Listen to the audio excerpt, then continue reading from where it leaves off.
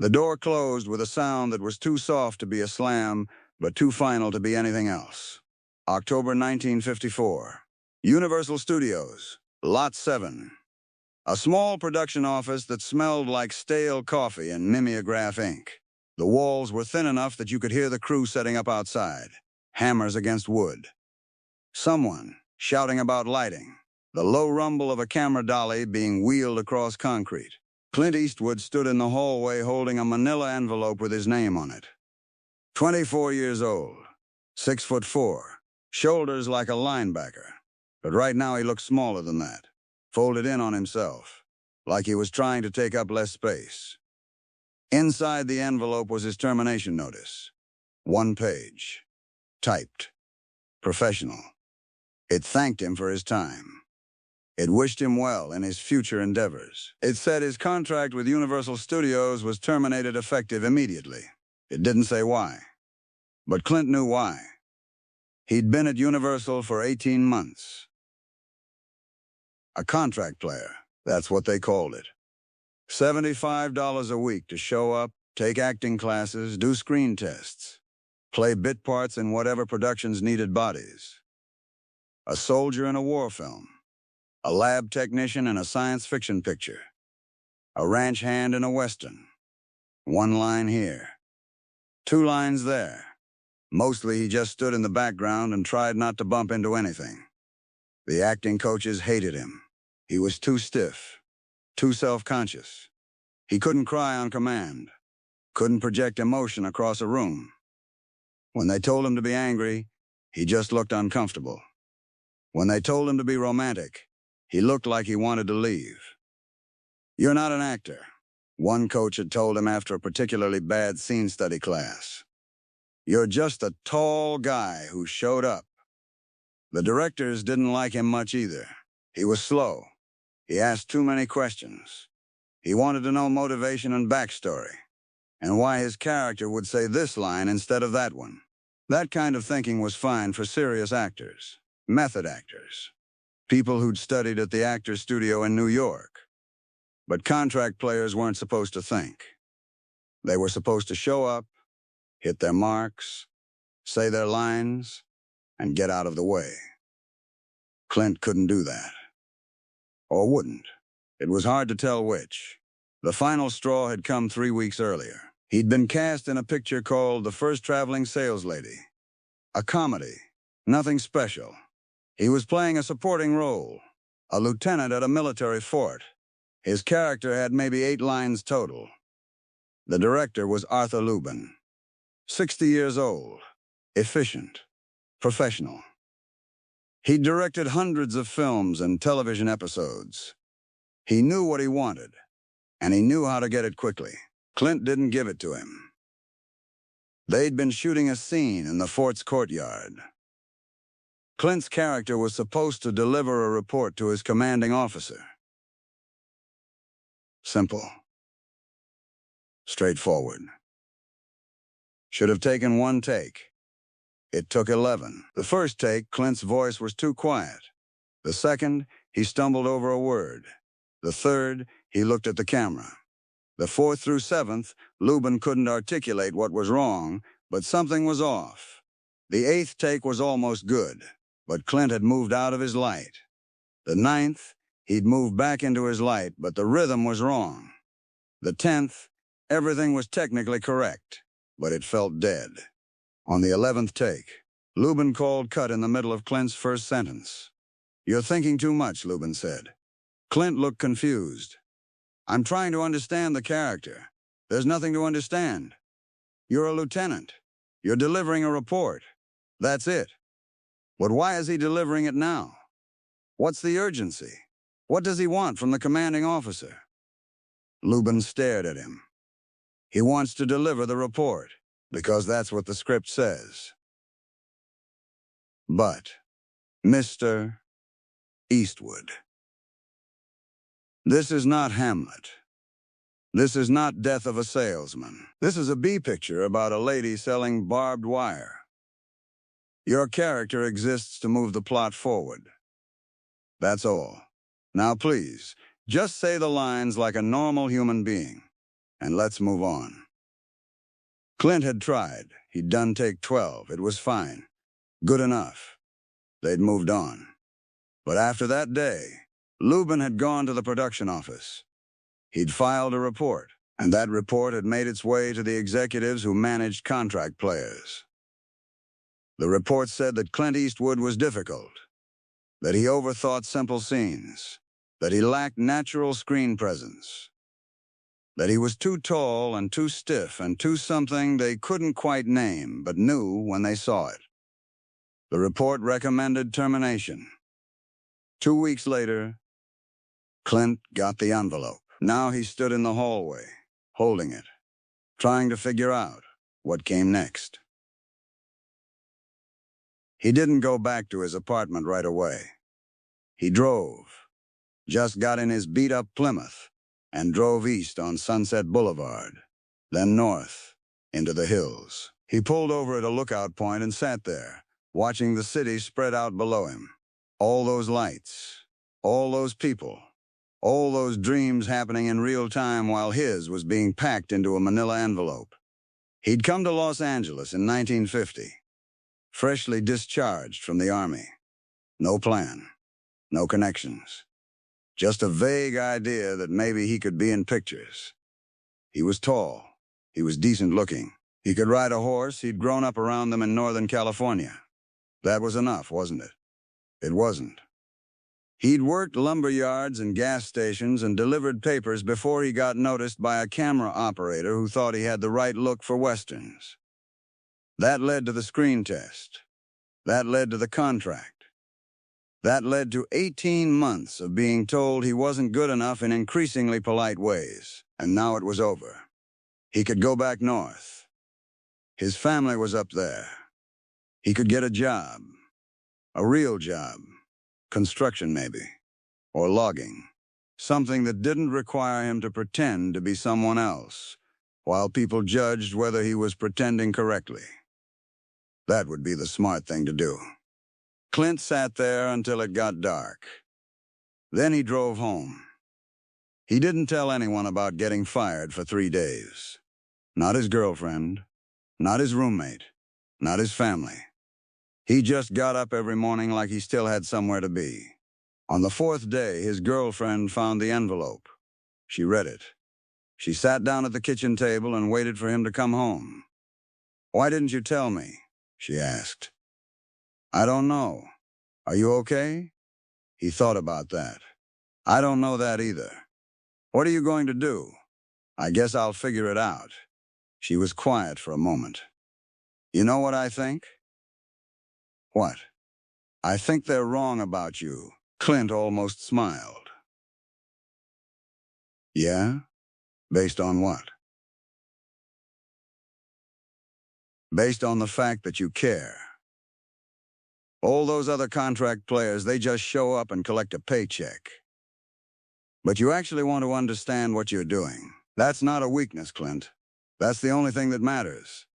Lubin didn't think so. Lubin directs B pictures about barbed wire. What does he know? Clint did smile then. Just a little. "Thanks. So you're not quitting?" "I don't know if there's anything to quit. Nobody else is going to hire me if Universal fired me." "Then you do something else." "Like what?" She shrugged. "I don't know. But you'll figure it out. You always do." He didn't figure it out for 2 years. He worked. Odd jobs. Construction. Digging swimming pools. He did a few bit parts in television shows when he could get them. Nothing steady. Nothing that paid well. He thought about leaving LA probably 100 times. But every time he packed a bag, he'd unpack it again. In 1958, a friend told him about auditions for a new television western, something called Rawhide. They were looking for a young cowboy. A sidekick type. Someone who could ride and look good in a hat, and deliver lines without tripping over them. Clint almost didn't go. He'd been to 100 auditions like this. They always went the same way. He'd read. They'd thank him. He'd never hear from them again. But he went anyway. The audition was quick. They asked him to read a few lines. asked if he could ride a horse, asked him to come back the next day. The next day, they offered him the part. Rowdy Yates, second lead on a CBS Western that might last one season or might get canceled after 6 episodes. Nobody knew. It lasted 8 seasons. Clint played Rowdy Yates for 217 episodes. He learned how to act by doing it 5 days a week for 8 years. He learned about camera angles and lighting and how to make a character feel real even when the script was thin. He learned that less was usually more, that stillness could be more powerful than movement, that the things you didn't say mattered as much as the things you did. And he learned that the acting coaches at Universal had been wrong. He wasn't stiff. He was controlled. He wasn't emotionless. He was subtle. He wasn't lacking screen presence. He was just giving the camera something different than what they expected. In 1964, a European director named Sergio Leone saw an episode of Rawhide. He was casting a Western to be filmed in Spain. A strange Western. Violent. Minimal dialogue. He needed someone who could convey everything with a look, with silence. He needed someone like Clint Eastwood. A Fistful of Dollars came out in 1964. Then For a Few Dollars More in 1965. Then The Good, the Bad, and the Ugly in 1966. They were hits. Huge hits. Not in America at first. American studios didn't know what to make of them. But in Europe and Asia, they were phenomenons. And slowly, they made their way back to the States. By 1967, Clint Eastwood was a movie star, but he still remembered being fired. Still remembered Arthur Lubin telling him he thought too much. Still remembered the manila envelope and the drive into the hills, and the feeling that maybe everyone had been right about him all along. And he decided to do something about it. In 1968, he approached Universal with an idea. He wanted to direct a film. Not a big film. Not an expensive film. Just a small thriller he'd found called Play Misty for Me. The executives were skeptical. "You're an actor, Clint. A good one." "Why risk that? Because I want to understand the whole thing, not just my part. You tried that before, remember, at Universal. It didn't work out." Clint smiled. "I remember. They gave him a tiny budget. They gave him 3 weeks to shoot. They gave him no support and no expectations. He made the film in 1971. It was a modest success, not a blockbuster, but it was good, tense, well-crafted. It showed that Clint Eastwood could do more than act. He directed another film, then another, each one a little bigger, a little more ambitious. In 1992, he directed Unforgiven, a Western about aging gunslingers and the cost of violence, about men who'd done terrible things trying to figure out if redemption was possible. It won the Academy Award for Best Picture. Clint won the Academy Award for Best Director. He stood on that stage, holding the statue, and he thought about Arthur Lubin, about the acting coaches at Universal, about the envelope and the drive into the hills, and the moment he'd been told he wasn't good enough. He didn't mention any of it in his speech. He just thanked the cast and crew, thanked his family, said he was grateful. But later, in an interview, someone asked him about getting fired from Universal, about how it felt to win an Oscar for directing, when he'd been told he wasn't even a good enough actor to keep a contract. Clint was quiet for a long time.